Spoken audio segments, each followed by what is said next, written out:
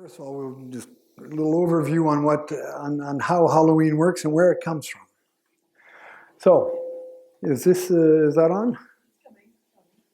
Oh, it's coming. Yes. Well, good place to start. There is a fifth dimension beyond that which is known to man. It is a dimension as vast as space and timeless as infinity. It is a middle ground between light and shadow, between science and superstition. And it lies between the pit of man's fears and the summit of his knowledge. This is the dimension of imagination. It's an area we call the Halloween zone. There you go. And thank you for not storming the rostrum after that bad impersonation of Rod Serling there. So yes, tonight we're going to look at one of the world's favorite holidays, Halloween, which happens to have Irish fingerprints all over it. I'll start with a couple of quotes.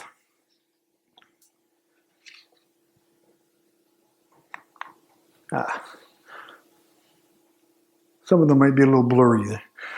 The first quote is by Peter Haining, who's the author of The Leprechaun's Kingdom. Ireland must surely be the very home of the supernatural, for is it not a country where the gloom of day can make way suddenly for the bloodshot splendor of sunset, where mist falls across the land in eerie veils, and clouds pile up like wraiths upon the purple mountains, where weird silences haunt the lonely hills and valleys, and waves lap the rugged coastline with a melody unchanged since the ages long before the coming of man. The Irish people, too, are quite unlike any other race. Surely no one else has such a keen appreciation of the supernatural, or is so aware that there is much in life that no ordinary logic can explain. Sorry. Nor perhaps are there any other folk so amply provided for with fables, so well stocked in myths, so rich in all manner of stories and legends. Another quote, this one from Lady Wilde, and that would be Oscar's mom, from her book Ancient Myths of Ireland. The very tendency to superstition so marked in Irish nature arises from an instinctive dislike to the narrow limitations of common sense. It's characterized by a passionate yearning towards the vague, the mystic, the invisible, and the boundless infinite of the realms of the imagination. And let's not forget who created Dracula, Bram Stoker, an Irishman. Sheridan Le Fanu, the father of Irish horror stories with his gothic horror Camilla. And Oscar Wilde, author of The Picture of Dorian Gray and The Canterville Ghost, among many others. First, a little background. So, where are we going now, Mr. Peabody? Well, Sherman, let's set the controls for the Wayback Machine for Ireland in the 5th century BC. Why, you ask? While written records for that time period are pretty hard to come by, it's generally accepted that by then, the Celtic settlement of what we now know as Ireland was pretty much a done deal. As any good ancient culture would have it, the Celts celebrated several important festivals that marked the divisions of the year. For the Celts, these festivals were critical periods, when the boundary between human and supernatural realms blurred. The year was divided into 2 6-month periods by the feasts of Beltane on May 1st, Samhain on November 1st, and each of these 2 periods were equally divided by Imbolc on February 1st and Lunasa. You'll have to pardon the Irish pronunciation every now and again there, but I'll do my best. Lunasa was on August 1st. Imbolc was celebrated on February 1st. It's an ancient Celtic festival that marked the beginning of spring. It was a feast of purification for farmers and was associated with the goddess Bridget. Beltane was celebrated on the first day of May. It celebrated the beginning of summer and open pasturing. Cattle were driven between 2 bonfires as a magical means of protecting them from disease before being led to summer pastures. Lunasa, celebrated on August 1st, Lunasa was the feast of the god Lu. It was and is the Irish harvest festival. The date was chosen because it marked Lu's victory over the spirits of Tir na Nog. To celebrate his victory, Lu blessed the early fruits of the harvest and hosted games in memory of his mother. He remains popular today due to appearances in Marvel Comics and Dungeons and Dragons. Samhain, the important one. This is celebrated on November 1st. Samhain was the most important and ominous of the festivals. If I can remove that, yeah. And that is how you pronounce that word there, Samhain. During Samhain, the world of the gods, the other world, was believed to be visible to humankind, and sacrifices and propitiations, appeasing the gods and spirits, were considered vital. So Samhain is the key. Let's look at a few Samhain rituals. Samhain was celebrated by the ancient Celts since time immemorial. In fact, it may even predate the Celtic era. It marked the end of summer and was the start of the Celtic New Year. It was situated between the autumn equinox and the winter solstice. It signaled the beginning of winter, or the darker half of the year.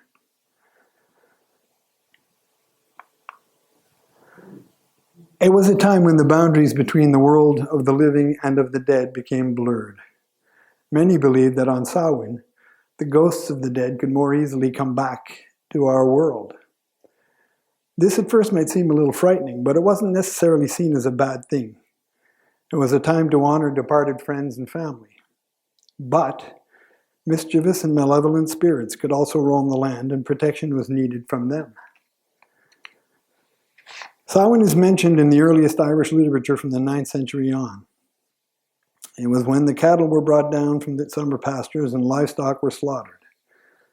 Special bonfires were lit, which were deemed to have protective and cleansing powers. Coals from these fires were brought back to homes to rekindle the fire in the hearts of those which had been extinguished. It was a liminal or threshold festival, when the boundary between this world and the other world blurred, making contact with the spirits and fairies more likely. At Samhain, these were appeased with offerings of food and drink to ensure that the people and livestock survived the winter. The souls of dead kin were also thought to revisit their homes seeking hospitality, and a place was set at a table for them during a meal. These were called dumb suppers. Dumb in the sense of silent, not the other dumb. The silent nature of these suppers reflects the inner stillness and the contemplation that Samhain encourages. In a world filled with noise and distraction, taking the time to sit in silence, sharing a meal with the spirits, can feel like a powerful and grounding experience. The focus on gratitude and remembrance serves to honor the cycles of life, death, and rebirth, reinforcing the idea that even though our loved ones have passed on, they still have a place and they still have a presence in our lives. The coming of Christianity had an impact. In 609 AD, Pope Boniface IV declared a celebration on May 13th called All Saints' Day. It was also called All Hallows and All Hallowmas in Middle English. It was a day to honor Christian martyrs and saints. The day before was thus known as All Hallows' Eve. In 741 AD, the year of his death to be precise, Pope Gregory III strategically changed the date of All Saints' Day to November 1st. It was common practice back then when they were Christianizing nations, to align religious festivals with existing pagan festivals. The homage paid to the martyrs and saints closely paralleled the appeasements of ghosts of the dead during Samhain. The Church's capitalization of Samhain traditions did not end there, however. Participants in the new version of the holiday continued to celebrate in much the same way as their Celtic ancestors had, with bonfires and costumes that reflected the spiritual and the otherworldly.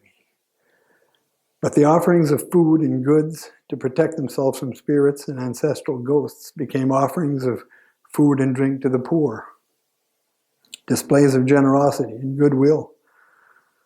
The tricks and pranks attributed to otherworldly and evil spirits manifested themselves in the spirits of the saints. Eventually, All Hallows' Eve evolved into Halloween, becoming more popular in secular culture than All Saints' Day.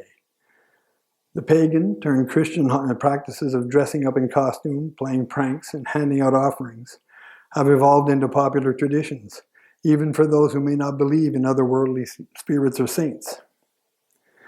So, Halloween celebrants, knowingly or unknowingly, follow the legacy of the Celts, who, with the festival of Samhain, celebrated the inevitability of death and rebirth. So, that's the background. Let's look at a few of the traditions that still exist today. We'll look at the 6 main traditions that make Halloween what it is. And we'll start with one that's getting less popular with time, but it's still around. And you were reminiscing to me about it a few minutes ago, and it's bobbing for apples. Yeah. Oops, there you go. Exactly that. I have a picture. That's a picture of you, in fact, yeah. Back in the late 40s, yeah. At Cooley's Stam's house up in Mandel. That's it. We were kids. You see it less and less now, though, but anyway. In Ireland, this is more commonly known as snap apple. This originated as a courtship ritual where the players try to bite into apples to determine who was to marry. But what's the connection to Samhain? Ancient Celts believed that with the end of summer would also, maybe, come the end of life itself. To encourage the sun deity to return the following year, they would burn huge bonfires, as we saw before, and hang apples from evergreen branches rather than placing them in tubs of water. Apples would be plentiful at this time of year. Tradition had it that barriers to the other world were temporarily suspended, so it was a time when divination or predicting the future was supposedly especially powerful. So apples hanging from tree branches, fortune telling at full strength, a tradition is born. It should be mentioned also that apples have a special place in Irish mythology. The sea god, Manannán mac Lir, is said to rule a paradisical island called Éamann Ablach, Amen of the apples, where apple trees bear fruit and blossoms simultaneously. This tale would later go on to influence another apple-filled island paradise by the name of Avalon, and some guy named Arthur. But we'll get back to the fruit and veg later on. The second tradition is decorating in black and orange. Black and orange are pretty much, everybody knows, the official colors of Halloween. Why is that? Well, black is scary and orange is the color of pumpkins. Obvious color combo, right? Wrong. Again, let's go back to Samhain. Black is there because black is associated with death and mourning. And what is Samhain if not a celebration of death? All those dead spirits from the other world roaming the land. And black also represents the dark months coming, the dark months ahead. For orange, it's the color of pumpkins. No, pumpkins don't grow in Ireland. They come into the story much later on. We'll get to them in a bit. Orange represents the ceremonial Samhain fires lit by the Druids on the evening of October 31st. The coals from those community fires would be transported back to reignite the hearths of people's homes that had been left to burn out. And orange is also the prevalent color in the leaves of the trees at this time of year as well. That brings us up to number 3.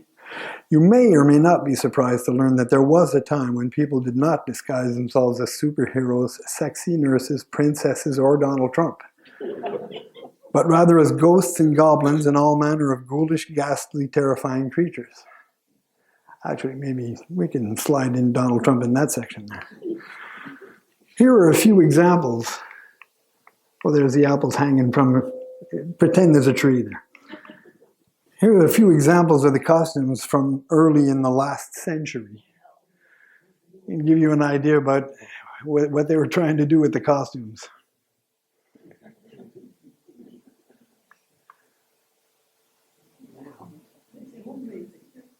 Yeah, they're homemade. They didn't have Walmarts back in 1920 or something.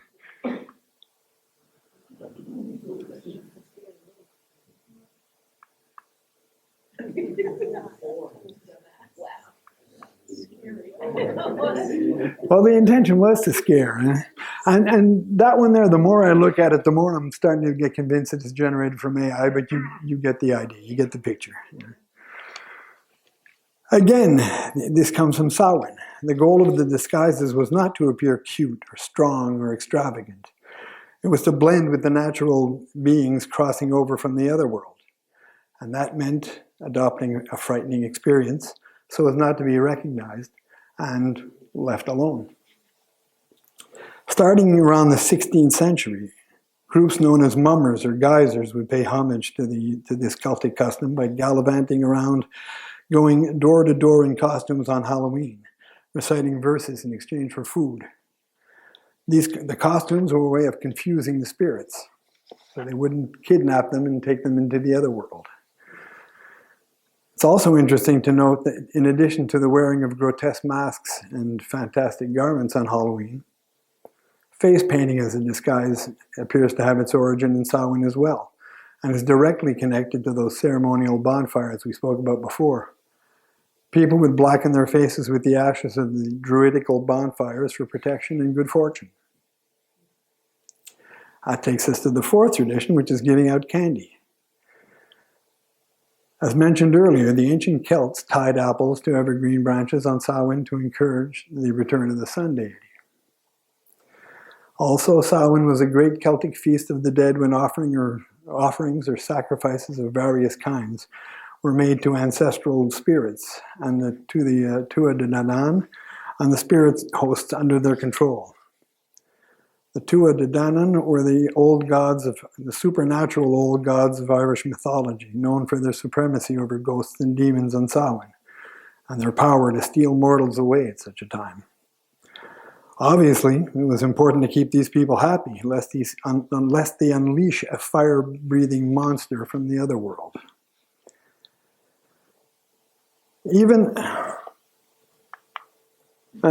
Candy. Even after Samhain was nominally Christianized, many people continued this tradition. It became less about appeasing sinister spirits and fairies, and more about accommodating the homesick souls of the loved ones who had passed on. As mentioned before, all over Europe, the souls of the departed were believed to revisit their old homes on the eve of All Hallows and warm themselves at the fire or regale themselves with food and drink set out for them by their kinfolk. We mentioned that a place with food was left for them at the table. Eventually, people began leaving out a specific type of sweet treat for the souls that visited on All Hallows Eve, soul cakes. Made with raisins, cinnamons, ginger, and nutmeg, the soul cake was the forerunner to Halloween candy. Trick-or-treating. So now we have people going around on Halloween on costumes for protection from and to confuse the spirits. And we've got people leaving sweet treats on their front stoops to appease those same spirits. Clearly, we have the elements for a new Halloween tradition, which is trick-or-treating. The tradition got its start when villagers and townsfolk dressed up as ghosts and fairies and demons began accepting, or as they say in legal parlance, stealing, the Samhain offerings on behalf of those otherworldly beings that they were impersonating. Upon arriving at homes that didn't have any treats on offer, the disguised Samhain revelers perpetrated acts of mischief in recompense. As a result, people began giving out sweet treats on the evening of October 31st to appease not the spirits, but their costumed impersonators. This is the foundation upon which modern trick-or-treating is built. It can be traced back to the ancient European customs of appeasing the dead, the children who call on households with the choice of good and bad luck, i.e., give me a treat or I'll do something bad to you, personify the old spirits of winter who demanded reward in exchange for good fortune. In the 19th century, it was common to give out nuts and fruit, apples in particular. By the 1920s, candy entered the mix, and that ushered in the modern era of Halloween. By the way, some would have it that trick-or-treating was an American invention. As we've just seen, the origins can be traced back to Samhain. And as for the term trick-or-treating, well, the earliest use of the term was in a Sault Ste. Marie newspaper in 1917. Then in a Regina newspaper in 1923, one in Red Deer, Alberta in 1924, Calgary and Lethbridge came in 1927. The Americans didn't come on board till 1928 in Michigan. Now, I don't know why all this was happening out west, but that's the way it went. The Americans didn't come on board till 1928, as I said. The earliest example, in fact, the earliest example in Merriam-Webster's files is from 1942. So we came in first. In Ireland, until fairly recently, children would say, "Help the Halloween party," when they went from door to door. This was more in the tradition of guising. Now trick-or-treat is the norm. Oh, by the way, again, the earliest known occurrence of guising in North America was in British Columbia in 1898. 2-0. Sorry, stuck together. The candy stuck together. That brings us to number 6, the jack-o'-lantern. Now the star of our show. Nothing says Halloween quite like a jack-o'-lantern. Is Samhain involved? Of course it is. The ancient Irish knew nothing of pumpkins.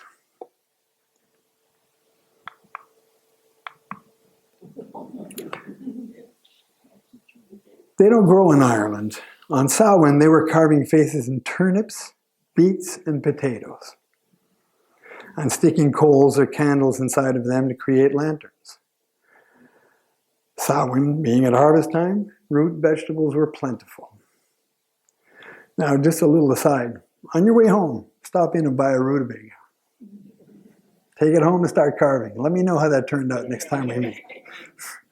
Be sure to wear butcher gloves because you're going to get hurt. With time, we lose a lot of the traditional arts and things like that. And carving turnips, I think, is one of the ones we've lost. Now, how did the jack-o'-lanterns become associated with Halloween? On Samhain, fires were supposed to be extinguished and rekindled from ceremonial fires lit by druids. To facilitate this transfer of this fire, coals were placed into lanterns made from root vegetables, as metal lanterns were expensive. I have a couple of other pictures here of there's a rutabaga, which isn't all that bad, but I don't think we'd be able to do something as nice as that right now. There's a modern version and an ancient version. One that proves that it's Irish. And a typical family gathering around their jack-o'-lantern.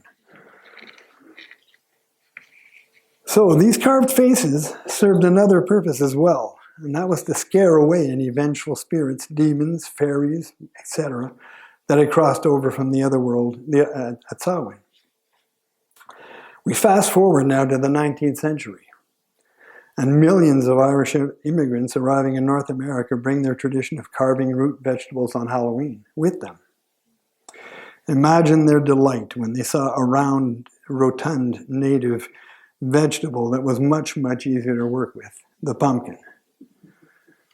I'm sure they were very happy to see that. Now, as for the origin of the name, I give you the story of Stingy Jack. Now, Stingy was a blacksmith by trade, but a ne'er-do-well by nature. He was a very unpleasant fellow, a horrible man, mistreated his wife and children all the time. And as it happens, one evening, Jack was sharing a pint with the devil himself. Don't ask. When it came time to pay, Jack refused. He was stingy, after all. He convinces the devil to shape change into a coin to cover the tab. But when the devil obliges, Jack quickly sticks the coin into his pocket. And much to the devil's dismay, there was a silver cross in the pocket. This prevented him from returning to his original form. So a deal is struck. Jack sets the devil free, and in return, the devil agrees to A, prevent Jack from entering hell when he dies, and B, leave Jack alone for 1 year. Does that sound like a good deal?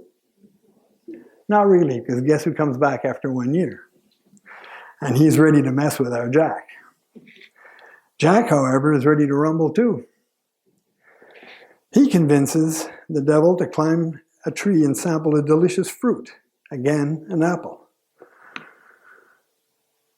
Little aside here, you may not be thinking this Satan guy isn't the sharpest knife in the drawer. But Jack is Irish, gift of the gab, you know how that works. Anyway, once the devil is up the tree, Jack carves across into the trunk. The devil can't come down.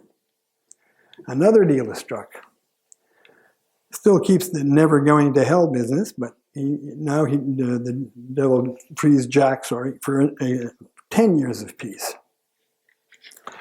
Well, our Jack eventually dies. And don't feel bad, he was horribly despicable and everything else. And true to his word, see, the devil is even nicer than him. True to his word, the devil refuses to let Jack enter hell.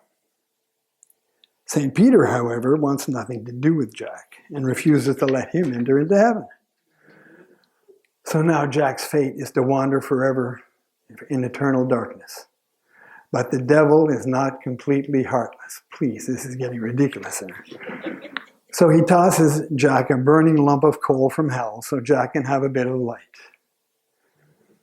Jack then carves out a turnip and sticks the coal inside, thus becoming Jack of the Lantern, or Jack-o'-lantern. There are a lot of variations on that story, but I kind of like this one more than the other ones. And there's even a story about a lamp lighter in the English Midlands named Jack, and all. We won't even think about that. But the story of Jack was actually invented to explain another phenomenon: the will-o'-the-wisps, fairy lights, fool's fire, ignis fatuus. That's the eerie flickering of lights that occurs over peat bogs and marshlands caused by the combustion of gases that are released from decomposing matter.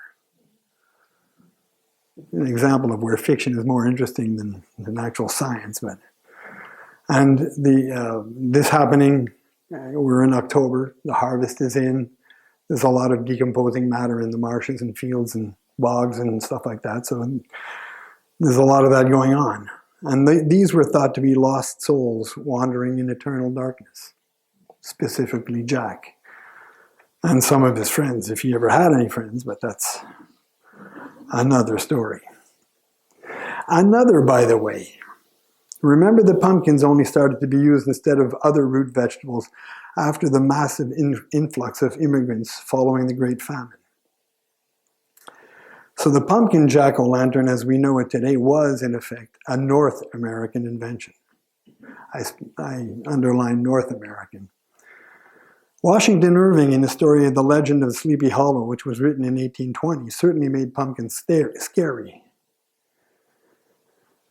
But that really doesn't have much to do with Halloween. That story involves a Hessian soldier that was decapitated in the Revolutionary War, and obviously, you're going to see a lot of depictions of the headless horseman with a flaming jack-o'-lantern in his hand. I blame Disney for that. Blame Disney for a lot of things. You'll also see depictions of the headless horseman with an axe, with a sword, with a regular pumpkin. So this is not really to do with Halloween. That came much, much, much later. And I'll give you this picture in proof of that. It's a memorial that's in Tarrytown, New York. It was placed there by the New York Folklore William C. Pomeroy Foundation in 2019. And what's he got in his hand? A regular pumpkin. So Halloween? No. No. The term is also mentioned in Nathaniel Hawthorne's short story, The Great Carbuncle, which was written in 1835 about a band of adventurers seeking a legendary gem. Quote, "Hide it under thy cloak, sayest thou? Why, it will gleam through the holes and make thee look like a jack-o'-lantern." But as this was written quite a bit before the massive influx of Irish immigrants to North America, It's highly debatable that it references a pumpkin jack-o'-lantern. Turnip is more likely. So still not Halloween. In 1867, yeah, it's there, you can see it. Harper's Weekly published an article entitled A Pumpkin Effigy. But while the article showed an image of a pumpkin jack-o'-lantern, it did not refer to the carved gourd as a jack-o'-lantern, nor did it reference Halloween. So, where was the term referring to a pumpkin and Halloween first used? You're thinking Canada? Well, you're right. According to the Irish Times, no less, the first definitive reference to a pumpkin carved in celebration of Halloween occurred in 1886, when a Canadian newspaper, the Daily News, reported the following. The old-time custom of keeping up Halloween was not forgotten last night by the youngsters of the city. There was a great sacrifice of pumpkins from which to make transparent heads and faces, lighted up by the unfailing 2 inches of tallow candle. Elbows up. So a lot has been said about ancestors tonight, and if anything I've said makes you more aware of this aspect of Halloween, I'm happy for it. Like Christmas, certain aspects of the holiday can get lost in the shuffle. We can make it pretty much whatever we want. And we hear a lot about immigrants these days, and maybe we should take a moment this Halloween to remember our immigrant ancestors who went through incredible hardships to get here and make the life we now have possible. So there you have it. One of the world's favorite holidays, now celebrated by many people of many races, countries, cultures, faiths, races, and they all have the Irish to thank for it. Because without the Irish, there would be no Halloween. And as far as I'm concerned, the world would be a sadder place. Should you be interested, I've left copies, and I see some of you have already been there. Copies for recipes of soul cakes, for those of you who wish to try their hand. And one for barmbrack, which is another traditional Irish Halloween treat used for predicting the future. The instructions are included, by the way. And Anne and I have left some themed treats, and those can be found at the usual table in the back. Thank you for coming.